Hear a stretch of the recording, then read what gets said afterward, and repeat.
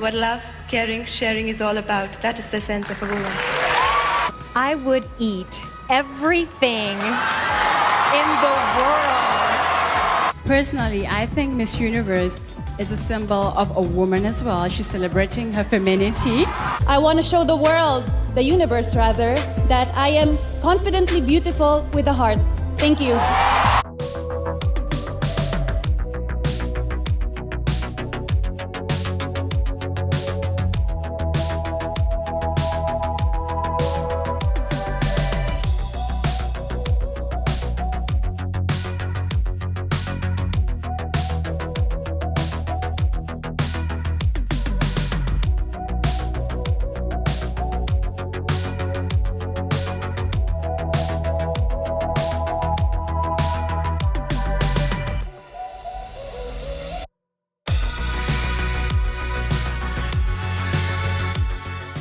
Miss Trinidad Tobago is Miss Universe. Congratulations, Janelle. Yeah.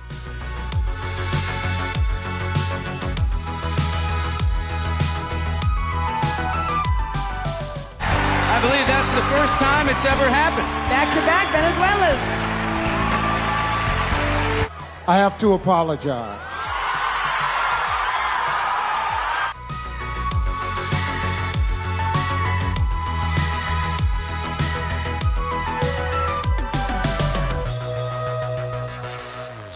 Hello, it is I, the pageant nerd, with the first episode in a little series I'm going to do all about iconic moments in Miss Universe history. These iconic moments will be bunched together for your convenience into a collection of fun topics.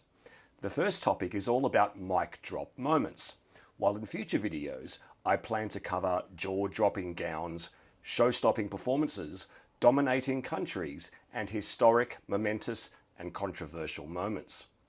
Stay tuned for all of those, and if you have any other suggestions, feel free to leave them in the comments below.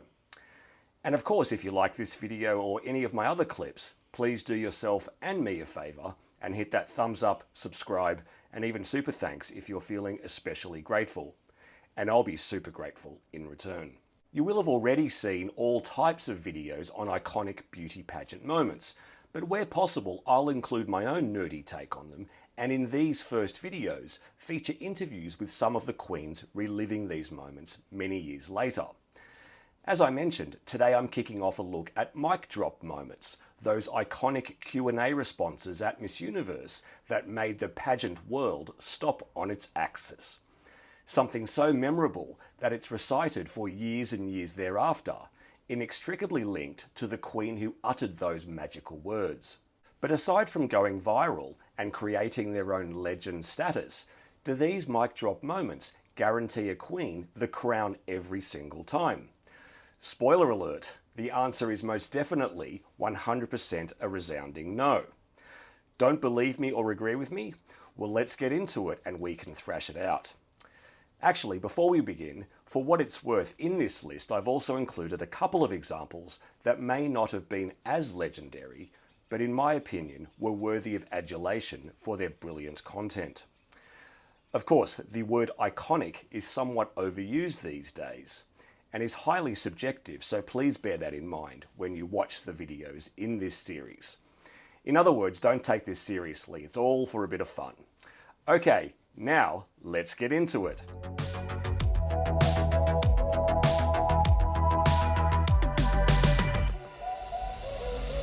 While the biggest international beauty competitions began mid-last century, the whole notion of pageant contestants being eloquent, influential, intelligent, inspirational human beings didn't really emerge until the 1990s. Prior to that, beauty pageants were just that, a celebration of feminine beauty, with little emphasis on brains. Sure, there were interview portions, but they were hardly a test of a woman's knowledge of world affairs, or a chance to demonstrate one's values or advocacies. And you're a secretary? Yes. So you take shorthand? No. You don't take shorthand? No. You sound like some of the secretaries in the United States these days. What have you enjoyed most in the USA? Eating strawberries.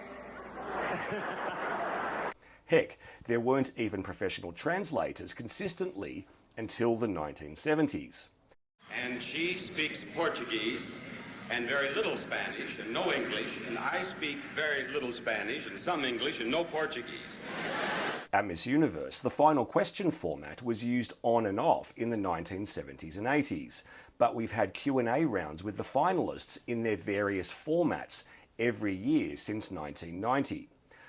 1992 and 93 provided a hint of what was to come, but 1994 was really the first year, in my opinion, that incredible answers left their mark, even if they weren't known back then as mic drop answers. What love, caring, sharing is all about. That is the sense of a woman. In my humble opinion, 1994 was the year that the mic drop answer at Miss Universe was born. It arguably made its debut at Miss USA earlier that year when the incredible Pat Southall of Virginia delivered this incredible answer in the wake of the Nancy Kerrigan, Tonya Harding figure skating scandal. Winter Olympic Games begin tomorrow. Do you think an athlete who has been linked to but not arrested for a crime should be allowed to represent the United States? First of all, I think it comes to a judgment of judicial or ethical concerns, and my concern with Tonya Harding is that it's an ethical concern. She is not guilty because she hasn't been proven guilty. However, she misled our public. And I think representing yourself or our country in the Olympics is something that's important and it's precious, just like being here representing your state. And I think it's important to have great values and morals and to be sincere and to be honest with everyone. So I really don't think anyone should be able to represent our country unless they've been honest. As early proof of my theory, it wasn't enough for Pat to win the crown. She finished first runner-up to Lou Parker. But Lou's pageant Patty answers weren't enough for the onslaught awaiting her in the Philippines at Miss Universe 1994. How many islands are in the Philippines? High tide or low tide? Local favourite Charlene Gonzalez charmed her home crowd with some cute answers in the Miss Universe Top 10 and Top 6 Q&A rounds. But it was Venezuela, Colombia and India that made up a spectacular, eloquent top 3. Arguably disadvantaged by not speaking English, Minorca Mercado was nonetheless a well-spoken and deserving second runner-up. And while English was neither Carolina Gomez's nor Sushmita Sen's native language, their fluency and impactful answers to the final question stole the show in the competition's latter stages.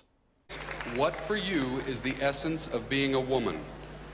The essence of being a woman is not only femininity, but the fact of wanting to live a life, and not only that, but learning out of it and wanting very much to let your children enjoy you as a woman and as a mother. All right, Miss Colombia. I think being a woman by itself, the very fact that you're a woman is a gift of God, which all of us must appreciate. The origin of a child is a mother and is a woman. And a woman is the one who shares love and who shares and shows a man what love, caring, sharing is all about. That is the sense of a woman. Sushmita and Carolina were undeniable all-rounders who nailed all phases of the competition. But the power of their words no doubt helped them tremendously to be the last 2 women standing in Manila. A convention center in Manila, in Philippines, and all the Filipinos have gotten up, and in Tagalog, they are telling my mother, they know where she's seated, she won Miss Universe. I had not won yet, but the essence of a woman question had just been answered, and my mother is trying to tell them, please make way. I can't see my daughter because she's trying to see from there on the stage. She missed me winning Miss India. She missed the moment where I won Miss Universe. And not just mothers, daughters or wives, but individuals, thinking, living individuals. Manpreet Brar came agonisingly close to a second straight win for India, which would have been the first back-to-back in Miss Universe history. But the emergence of the cerebral queen, led by Indian women in the early to mid-90s, took a back seat in 1995 in favour of pageant Patty answers. If you don't know what I mean by pageant Patty, if I say the words world peace, hopefully that makes it clearer. Anyway, check out these showstoppers from Arlene Peterkin and Manpreet Brar, the epitome of intelligent, thought-provoking, non-pageant Patty answers. If you were to have a son or daughter someday, or both, what's the most important lesson that you would want to teach him or her? I'm pretty certain I'll be having both because the family is so important to me. The most important lesson that I would teach them is to be true to themselves, because today I think the world is going so wrong because people are lying so much, not only to themselves but to everyone else. And as Shakespeare says, this above all, to thine own self be true, and it shall follow as the night the day. Thou canst not then be false to any man. If you had the power to do anything you wished to improve the status of women in your country, what would you do? I would give the women in my country the ability and the right to choose. The right to choose their lives, the right to choose what they want to do in their lives. And only then will there be individuals, and not just mothers, daughters, or wives, but individuals, thinking, living individuals. But on that night, cliche-free responses weren't enough for Arlene to make the top 3, nor for Manpreet to take the crown.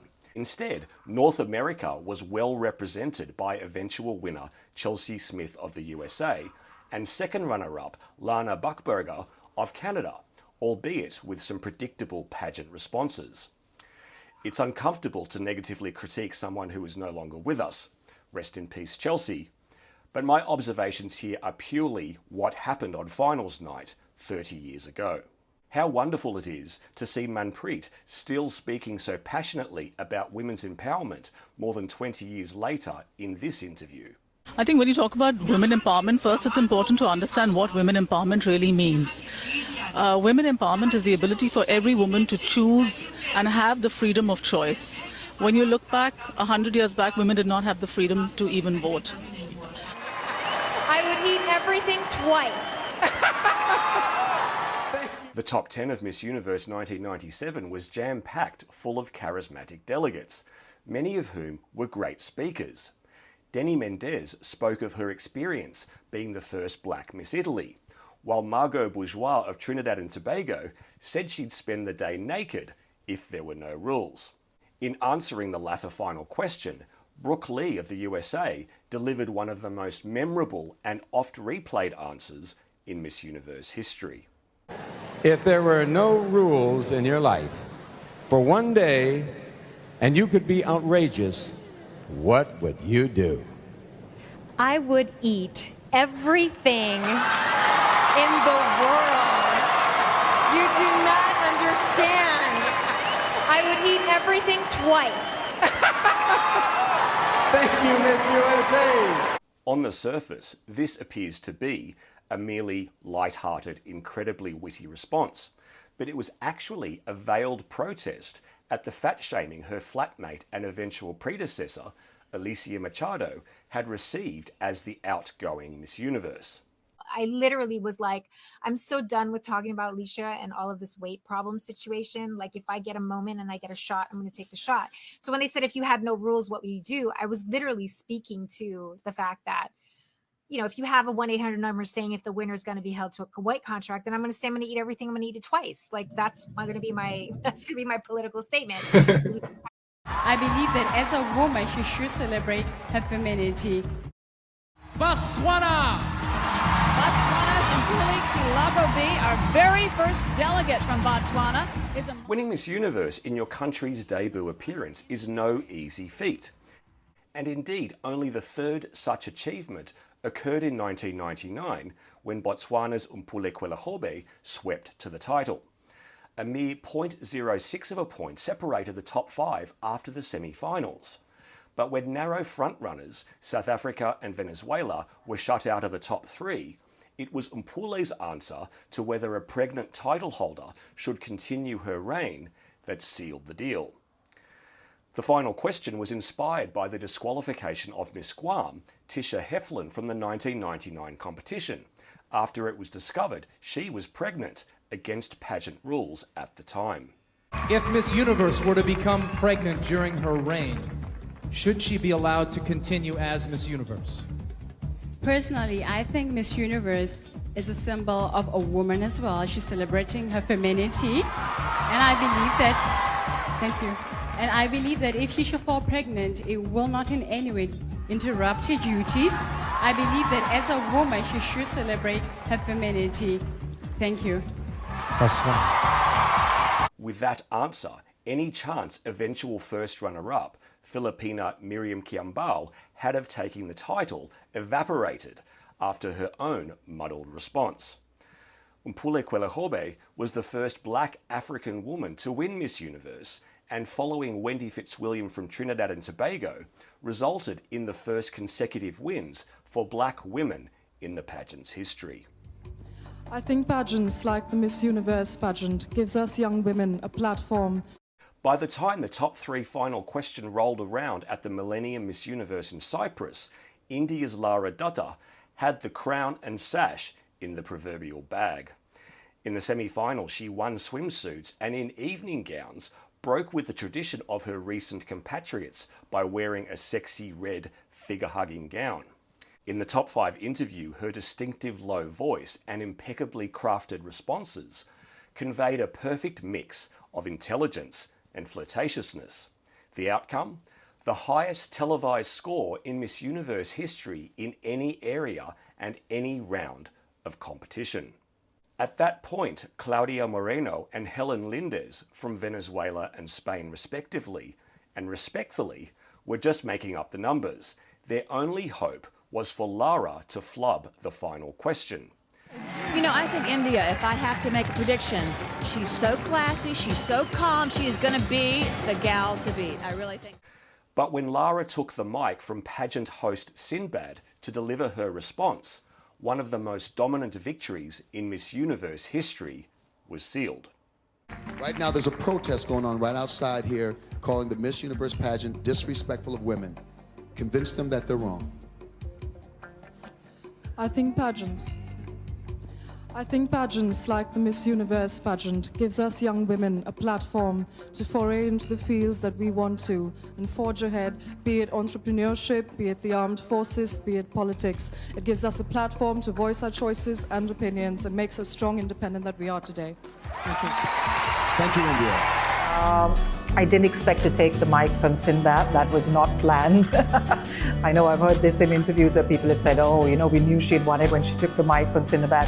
I found it really awkward to be craning my head talking to a mic. So that was all that it was. But whew, I'm so glad that that's over. Okay, that's 5 down. We've got 5 more mic drop moments to go, which you can check out in part 2, coming very, very soon. For what it's worth, I'm making both parts at the same time, so it is indeed going to be with you in a matter of days. It's just that as one video, it was going to be way too long. Thanks for watching. I'm the Pageant Nerd. I'll see you again very soon.